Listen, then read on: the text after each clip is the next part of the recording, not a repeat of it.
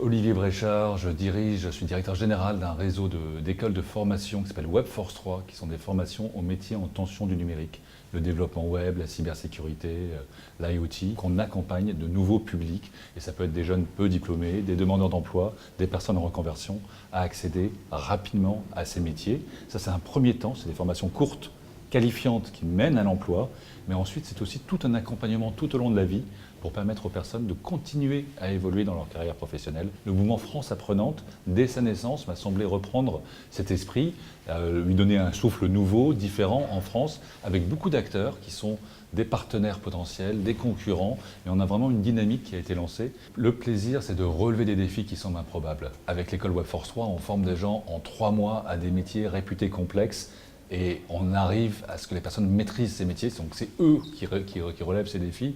On ne croyait pas au départ, aujourd'hui on a eu un prix Digital Skills européen, on prouve que c'est possible de former et d'amener les gens dans l'emploi sur ces nouveaux métiers.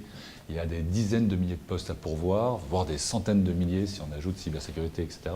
C'est un des aspects, et surtout il va falloir pouvoir former les gens tout au long de leur vie.